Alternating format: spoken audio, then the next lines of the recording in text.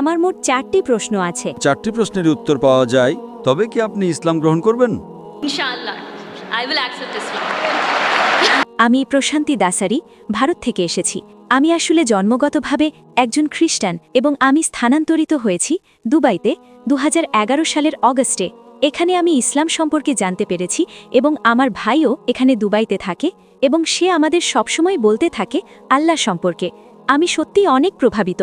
সে আমার সাথে যে জ্ঞান শেয়ার করেছে তাতে আমি সত্যিই অনেক প্রভাবিত। তাই আমি পুরোপুরি নিশ্চিত হয়েছি যে ইসলাম একটি সোজাসাপটা ধর্ম এবং আল্লাহই শুরু, তিনিই শেষ, তিনিই আদি এবং তিনিই অন্ত। আমরা সূর্যের দিকে তাকাতে পারি না 10 মিনিটের বেশি, তাহলে আমরা সৃষ্টিকর্তাকে কিভাবে দেখব? তাই আমি পুরোপুরি বিশ্বাস করি। তবে কিছু প্রশ্ন আছে যা নিয়ে আমাদের মনে সন্দেহ রয়েছে। যেহেতু আমি জন্মগতভাবে খ্রিস্টান, আমার 4টি প্রশ্ন আছে। মোট 4টি প্রশ্ন আছে ভাই জাকির নায়েকের কাছে। প্রথম প্রশ্নটি হলো, ভাই, আমি আপনার ভিডিওগুলো শুনছি ইউটিউবে। আপনি সেখানে পবিত্র আত্মার সম্পর্কে কথা বলছিলেন এবং আপনি বিশেষভাবে উল্লেখ করেছেন যে পবিত্র আত্মার অস্তিত্ব আছে। তাই আমি জানতে চাই যে কোরআন অনুযায়ী ইসলামে কি পবিত্র আত্মার ধারণা আছে? এবং বাইবেলের পুরাতন নিয়মে একটি আয়াত আছে যে ঈশ্বরের আত্মা পানির ওপর বিরাজ করছিল। ঈশ্বরের আত্মা, তাহলে পবিত্র আত্মা কি আল্লাহ থেকে আলাদা কিছু? এটি আমার প্রশ্ন। মন 2টি প্রশ্ন করেছেন। 1 নম্বর প্রশ্ন হলো পবিত্র আত্মা বলতে কি বোঝায়, আর এই পবিত্র আত্মা আসলে কে কোরআন ও ইসলাম অনুযায়ী, এবং খ্রিস্ট ধর্মের তুলনায় এটা কেমন, এবং বাইবেল সত্যিই বলে যে ঈশ্বরের আত্মা পানির উপর বিরাজ করছিল, এর মানে কি? পবিত্র আত্মা কি ঈশ্বর থেকে আলাদা? বোন 2টি প্রশ্ন করেছেন। যদি আমি এই 2টি প্রশ্নের উত্তর দেই, তবে কি আপনি ইসলাম গ্রহণ করবেন? আমার মোট 4টি প্রশ্ন আছে, তাই আপনি কি চান আমি প্রথম 2টির উত্তর দেই, তারপর আপনি বাকি 2টি প্রশ্ন করবেন? হ্যাঁ, অবশ্যই। আমি 70% নিশ্চিত হয়েছি। আমার ভাই আমার সাথে যা শেয়ার করেছে এবং আপনার ভিডিওগুলো দেখে আমি 70% প্রভাবিত। আমি 70% নিশ্চিত আমি আপনার কাছে খুবই সৎ এবং স্বচ্ছ থাকছি। তাহলে ইনশাল্লাহ যদি 4টি প্রশ্নের উত্তর পাওয়া যায়, জি। যদি 100% নিশ্চিত হন, তবে কি ইসলাম গ্রহণ করবেন? Inshallah, I will accept Islam. বোন 2টি প্রশ্ন করেছেন এবং এরপর তিনি বাকি 2টি প্রশ্ন করবেন যে বাইবেলে পবিত্র আত্মার কথা উল্লেখ আছে, পবিত্র আত্মার অর্থ কি? কোরআনে পবিত্র আত্মার যে সংজ্ঞা তা ইসলামের মতো এক নয়, কারণ খ্রিস্টানরা যখন পবিত্র আত্মার কথা বলে তারা মনে করে এটি তৃত্ববাদের একটি অংশ, একই সাথে 3 ঈশ্বর। যদিও তৃত্ববাদ শব্দটি বাইবেলের কোথাও নেই, কোথাও না। পিতা, পুত্র এবং পবিত্র আত্মা। যখন তারা পিতা বলে তখন তারা সর্বশক্তিমান ঈশ্বরের কথা ভাবেন, যেমন একজন সান্টা ক্লজ স্বর্গে বসে আছেন আর পৃথিবীটা তার পায়ের নিচে। যখন তারা পুত্র নিয়ে কথা বলে তারা যীশুখ্রিস্ট বা ঈসা আলাইহিস সালাম সম্পর্কে ভাবে, যেমনটা জেফ্রি হান্টারকে কিং অফ কিংস মুভিতে দেখা যায়, নীল চোখ আর সুন্দর নাকের একজন মানুষ। যখন তারা পবিত্র আত্মা নিয়ে কথা বলে তারা পেন্টেকস্টের সময় কবুতরের কথা ভাবেন, অথবা যখন যীশুখ্রিস্ট বাপ্তিস্মা নিচ্ছিলেন সে সময়ের কথা ভাবেন। কোরআনে যে আত্মার কথা বলা হয়েছে তা কি? আমি বিশ্বাস করি কোরআন এখানে প্রধান ফেরেশতা জিবরাইল আলাইহিস সালাম সম্পর্কে বলছেন। তিনি ফেরেশতাদের মধ্যে একজন, আল্লাহ সুবহানাহু ওয়া তাআলার পাঠানো। তার অন্যতম প্রধান কাজ ছিল বাণী পৌঁছে দেওয়া মুহাম্মদ সাল্লাল্লাহু আলাইহি সাল্লামের কাছে। তার আরও অনেক দায়িত্ব ছিল, তাই আমরা এই ফেরেশতা বিশ্বাস করি। তাই আপনি যদি বলেন যে সেখানে একটি আত্মা আছে, আমাদের কোনো সমস্যা নেই, কিন্তু তিনি তৃত্ববাদী ঈশ্বরের অংশ নন এবং তার উভয় ভিন্ন। প্রধান ফেরেশতা জিবরাইল আলাইহিস সালাম সম্পূর্ণ আলাদা আল্লাহ সুবহানাহু ওয়া তাআলা থেকে। এমনকি উল্লেখিত বাইবেলেও এই আত্মা আলাদা আল্লাহ সুবহানাহু ওয়া তাআলা থেকে। তারা একীভূত নন। এটি গির্জার নিজস্ব শিক্ষা, কারণ তৃত্ববাদ শব্দটি বাইবেলের কোথাও পাওয়া যায় না। কিন্তু যদি আপনি কোরআন পড়েন তবে তৃত্ববাদের কথা কোরআনের দুবার উল্লেখ করা হয়েছে। সূরা নিসা অধ্যায় 4 আয়াত 171, ওয়ালা তাকুলু সালাসা, যেখানে বলা হয়েছে তৃত্ববাদ বলো না, ইনতাউ খায়রুল লাকুম, এটা থেকে বিরত থাকো, এটাই তোমাদের জন্য উত্তম। কোরআন বলছে তৃত্ববাদ বলো না, এবং একই বাণী পুনরাবৃত্তি করা হয়েছে সূরা মায়েদা অধ্যায় 5 আয়াত নাম্বার 73। লাকাদ কাফারাল্লাযিনা কালু, সেখানে বলা হয়েছে নিশ্চয়ই তারা কুফরি করছে যারা বলে যে ঈশ্বর তিনের মধ্যে এক। সুতরাং তৃত্ববাদ শব্দটি কোরআনে দুবার এসেছে এবং উভয় স্থানেই বলা হয়েছে যে এই ধারণাটি ব্যবহার করা ভুল। কোরআনে উল্লেখ করা হয়েছে তৃত্ববাদ না বলতে, কিন্তু এই তৃত্ববাদ শব্দটি বাইবেলের কোথাও নেই। সবচেয়ে কাছাকাছি তৃত্ববাদের যে আয়াতটি বাইবেলে আছে সেটা হলো জনের অধ্যায় 5 আয়াত 7, যেখানে বলা হয়েছে স্বর্গে সাক্ষ্য দেওয়ার জন্য 3 জন আছেন, পিতা, বাক্য এবং পবিত্র আত্মা, আর এই 3 জনই এক। তো এই আয়াতটি আপনি যদি রিভাইজড স্ট্যান্ডার্ড ভার্সন বাইবেলের পড়েন, যা 32 জন উচ্চমানের খ্রিস্টান পণ্ডিত দ্বারা সংশ্লিষ্ট করা হয়েছে, তারা বলেছেন যে এই আয়াতটি গসপেল অফ জন অধ্যায় 5 আয়াত 7 একটি বাইরে থেকে ঢোকানো, এটা বানোয়াট মন্ত্রের জাল। তাই তারা এই আয়াতটিকে বাইবেল থেকে বের করে দিয়েছেন। সুতরাং বাইবেলের যে আয়াতটি সরাসরি তৃত্ববাদ নিয়ে কথা বলছিল না, কিন্তু তার সবচেয়ে কাছাকাছি ছিল, খ্রিস্টান শিক্ষাবিদরাই তাকে ছুঁড়ে ফেলে দিয়েছেন বানোয়াট এবং জাল হিসেবে। স্বাভাবিকভাবেই পবিত্র আত্মা এবং সর্বশক্তিমান ঈশ্বর এরা দুটি ভিন্ন সত্তা, তারা এক নয়। এবং কোরআনে বলা হয়েছে জিবরাইল আলাইহিস সালামের কথা, তিনি একজন ফেরেশতা আল্লাহ সুবহানাহু ওয়া তাআলার। আশা করি বিষয়টি আপনার কাছে পরিষ্কার হয়েছে বোন। Yes, brother. আমি আপনার বাকি দুটি প্রশ্ন জানতে চাই। হ্যাঁ, আমার তৃতীয় প্রশ্নটি পবিত্র আত্মার সাথেই সম্পর্কিত। সকল নবী বা আল্লাহর মানুষ, যেমন ইব্রাহিম, ইসহাক এবং মুসা আলাইহিসসালাম, এই সকল নবী আল্লাহর সাথে যোগাযোগ করতেন। তারা আল্লাহর সাথে ভাব বিনিময় করতেন। আল্লাহর সাথে যোগাযোগ করার জন্য যেহেতু তারা সবাই আল্লাহর মনোনীত ব্যক্তি ছিলেন, তাদের অবশ্যই বিশেষ কোনো শক্তির অধিকারী হতে হয়েছিল। এটি হয়তো আল্লাহর অনুগ্রহ ছিল, তাই এটি একটি শক্তি, সেখানে বিশেষ কোনো শক্তি কাজ করেছে যাতে তারা আল্লাহর সাথে যোগাযোগ করতে পারেন। তো সেই শক্তিটা আসলে কি? তো এতকাল আমার ধারণা বা বুঝটা যা ছিল তা হলো পবিত্র আত্মার সাহায্যেই সকল নবী আল্লাহর সাথে সুপারিশ করতেন। এটি কি সত্য? বোন প্রশ্ন করেছেন যে রসুলগণ সুপারিশ করেন সর্বশক্তিমান আল্লাহর কাছে। এরপর আপনি বললেন যোগাযোগ করা আল্লাহর সাথে। বোন, ইংরেজি শব্দ সুপারিশ করা আর যোগাযোগ করা দুটি ভিন্ন জিনিস। তো আপনার প্রশ্নটি কি সুপারিশ করা নাকি যোগাযোগ করা? সুপারিশ করা। সুপারিশ করার মানে হলো কেউ অন্য কারো হয়ে সুপারিশ করে। কেউ অন্য কারো হয়ে সুপারিশ করে। এখন আপনাকে বুঝতে হবে যে যখন আপনি আল্লাহ সুবহানাহু ওয়া তাআলার সাথে কথা বলেন, তখন আল্লাহ সুবহানাহু ওয়া তাআলার কারো সুপারিশের প্রয়োজন নেই। এবং আল্লাহ কোরআনে বলেছেন, সূরা গাফির অধ্যায় নম্বর 40 আয়াত নম্বর 60, তোমরা আমাকে ডাকো, আমি তোমাদের ডাকে সাড়া দেব। আল্লাহ সুবহানাহু ওয়া তাআলার কাছে কারো সুপারিশের প্রয়োজন নেই। কেন? কারণ মানুষ উদাহরণ দেয় যে যখন আপনি বিচারকের কাছে যান, আদালতে আপনার মামলা পেশ করেন, তখন আপনি উকিল নিয়োগ করেন। একইভাবে আল্লাহর রসুলগণ হলেন আমাদের উকিল। তার ক্ষেত্রে এটা যৌক্তিক হতে পারে একজন বিচারক যিনি মানুষ, কারণ বিচারক জানে না যে কে প্রকৃত অপরাধী, কে চোর, কে নির্দোষ। তাই উকিল বিচারককে এটা বুঝতে সাহায্য করেন যে কে অপরাধী, কে চোর আর কে নির্দোষ। কিন্তু আল্লাহ সুবহানাহু ওয়া তাআলা হলেন আলিমুল গায়েব। তা প্রমাণ করার জন্য তার কারো প্রয়োজন নেই যে কে ভালো আর কে মন্দ। তাই সুপারিশ করাটা ভুল। হ্যাঁ, কেউ দোয়া করতে পারে, একজন রসুল অন্য মানুষের জন্য দোয়া করতে পারেন। এবং আল্লাহ কোরআনে বলেছেন, আল্লাহ সুবহানাহু ওয়া তাআলার কোনো সুপারিশের প্রয়োজন নেই, কেবল কিয়ামতের দিনে তাদের ছাড়া যাদের তিনি অনুমতি দেবেন।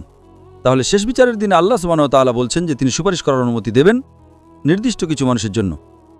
এবং এ বিষয়ে হাদিসে আছে যে এই বিশেষ অনুগ্রহটি নবী মুহাম্মদ সাল্লাল্লাহু আলাইহি সাল্লামকে দেওয়া হবে। সুতরাং আমরা যা জানতে পারি তা হলো অন্যান্য সকল ধর্মগ্রন্থের ইতিহাস এবং কোরআন এবং হাদিস থেকে যে আল্লাহর রসুলগণ সরাসরি যোগাযোগ করতেন আল্লাহ সুবহানাহু ওয়া তাআলার সাথে। তারা অন্যদের দোয়া করতেন। কিন্তু যদি আমরা নবীকে সুপারিশকারী হিসেবে ব্যবহার করি, অর্থাৎ যদি আমি প্রার্থনা করি আর মনে করি এই নবীর মাধ্যমে আল্লাহর কাছে যেতে হবে, নবীর আদেশ অনুসরণ করা ভালো। কিন্তু যদি আমি আল্লাহ সুবহানাহু ওয়া তাআলা ছাড়া অন্য কারো কাছে প্রার্থনা করি, যেটা অনেক মানুষই করে থাকে, তারা মানুষের কাছে প্রার্থনা করে এই ভেবে যে তারা সর্বশক্তিমান ঈশ্বরের খুব কাছের মানুষ। তাই যদি আমরা তার মাধ্যমে প্রার্থনা করি, তবে ঈশ্বর কবুল করবেন আমাদের প্রার্থনা দ্রুত এবং ভালোভাবে। এটা ভুল ধারণা। আমাদের সরাসরি আল্লাহ সুবহানাহু ওয়া তাআলার কাছে প্রার্থনা করতে হবে। আল্লাহর এই নবীরা হলেন আল্লাহ রসুল। হ্যাঁ, তাদের বিশেষ ক্ষমতা আছে, তারা কথা বলতে পারেন আল্লাহ সুবহানাহু ওয়া তাআলার সাথে। এবং আল্লাহ সুবহানাহু ওয়া তাআলা মানুষের মধ্যে থেকে নির্দিষ্ট কিছু মানুষকে বেছে নেন তার বাণী অন্যদের কাছে পৌঁছে দেওয়ার জন্য।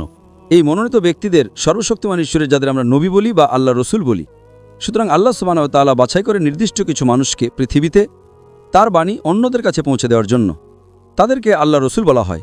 সুতরাং একটি যোগাযোগ থাকে রসুল এবং আল্লাহ সুবহানাহু ওয়া তাআলার মধ্যে। কিন্তু তার মানে এই নয় যে মানুষ এই রসুলদের সুপারিশকারী হিসেবে ব্যবহার করবে, যে যদি তারা এই রসুলদের কাছে প্রার্থনা করে তবে সর্বশক্তিমান ঈশ্বর আমাদের কথা শুনবেন। এটা গির্জার শিক্ষা, যা আপনি যীশুখ্রিস্ট বিশ্বাস করবেন আর আপনার সব পাপ ক্ষমা হয়ে যাবে। এই ধারণা ইসলামে নেই, এমনকি প্রকৃত খ্রিস্টান ধর্মেও নেই। এটা গির্জার নিজস্ব শিক্ষা বোন। আশা করি বিষয়টা আপনার কাছে পরিষ্কার হয়েছে। হ্যাঁ, আমার শেষ প্রশ্নটি হল, বাইবেলের নতুন নিয়মে একটি বই বুক অফ অ্যাক্টস, সেখানে পল ভাষার অলৌকিক ক্ষমতার সম্পর্কে উল্লেখ করেছেন।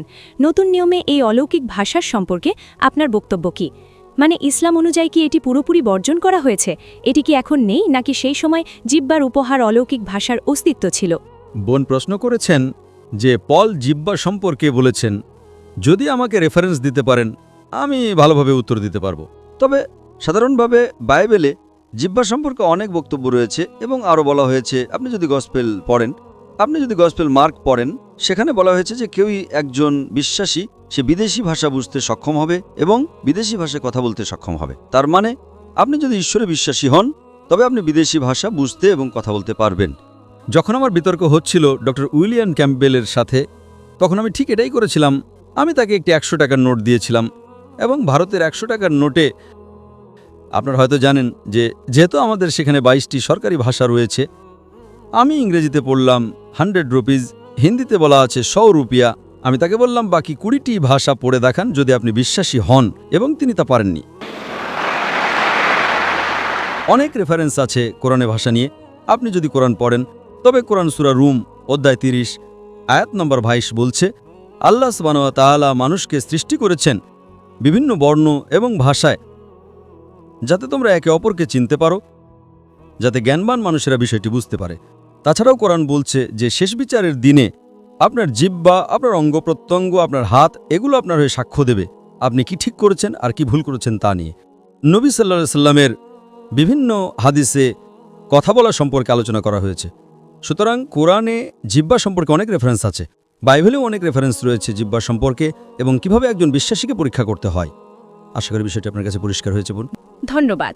এবং আমার শেষ প্রশ্নটি হলো, আমার একজন মুসলিম বন্ধু আছে এবং সে আমাকে পরামর্শ দিয়েছে বাইবেলের পুরাতন নিয়ম পড়ার। সে বিশেষভাবে পুরাতন নিয়মটা আগে অনুসরণ করতে বলেছে এবং তারপর বলেছে কুরআন পড়তে।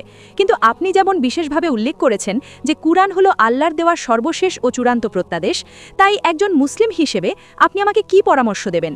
কারণ আমার বন্ধু মুসলিম হওয়ার সত্ত্বেও সে বলেছে আগে বাইবেলের পুরাতন নিয়ম অনুসরণ করতে এবং পরে কুরআন পড়তে।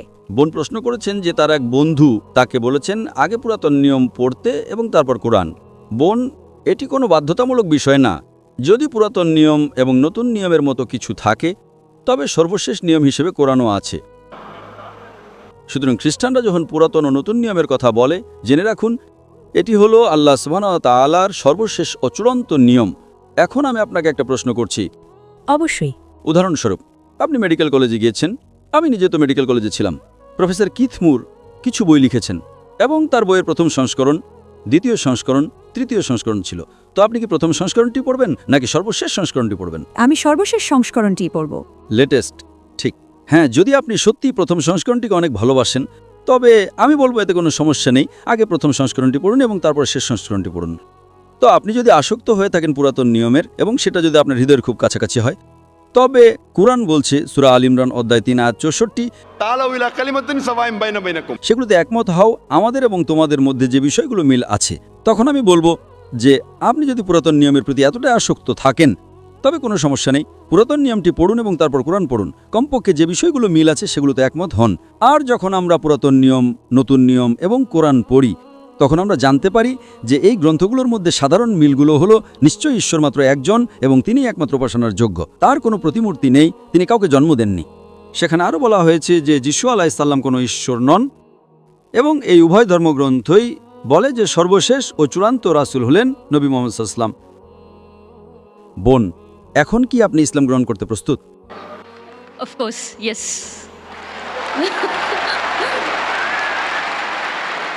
বোন, আপনি কি বিশ্বাস করেন যে ঈশ্বর মাত্র একজন? হ্যাঁ, আমি বিশ্বাস করি যে ঈশ্বর কেবল একজনই। আপনি কি বিশ্বাস করেন যিশু কোনো ঈশ্বর নন বরং তিনি আল্লাহর একজন রাসূল? হ্যাঁ, আমি বিশ্বাস করি যিশু একজন রাসূল। আপনি কি বিশ্বাস করেন যে নবী মুহাম্মদ সাল্লাল্লাহু আলাইহি সাল্লাম সর্বশেষ ও চূড়ান্ত রাসূল? হ্যাঁ, আমি বিশ্বাস করি নবী মুহাম্মদ সাল্লাল্লাহু আলাইহি ওয়াসাল্লাম হলেন সর্বশেষ ও চূড়ান্ত রাসূল। বোন, আপনাকে কেউ কি ইসলাম গ্রহণ করতে জোর করছে? সরি? বোন, আপনাকে কেউ কি ইসলাম গ্রহণ করতে জোর করছে? না, কেউ জোর করছে না। আপনি নিজের ইচ্ছে গ্রহণ করছেন বোন। জি। কারণ ইসলামে কাউকে ইসলাম গ্রহণ করতে বাধ্য করা হারাম। এটা হারাম ধর্মের দিক থেকে এবং অধিকাংশ দেশে এটা নিষিদ্ধ। এমনকি দুবাইকেও কাউকে ধর্ম গ্রহণ করতে বাধ্য করা নিষিদ্ধ। তো আপনি নিজের ইচ্ছায় গ্রহণ করছেন বোন। হ্যাঁ, আর এই কারণেই আমি আপনাকে অনেকগুলো প্রশ্ন করেছি। মাশাআল্লাহ। Out of free will. খুব। আশা করি আপনাকে কেউ ঘুষ দিচ্ছেন না। No. বিকজ ইন ইন্ডিয়া, কারণ ভারতে যখন অনেক মানুষ ইসলাম গ্রহণ করে তখন সিআইডি বা পুলিশ গিয়ে তাদের জিজ্ঞাসা করে, ডক্টর জাকির নায়েক আপনাকে কত ডলার দিয়েছেন? আমি তাদের বলি যে আমি তাদের আখিরাতের মুদ্রা দিয়েছি, আখিরাতের মুদ্রা যা গ্রহণযোগ্য। তো ইনশাআল্লাহ বোন, আমি আরবিতে বলবো, আপনি সেটা পুনরাবৃত্তি করবেন। ঠিক আছে।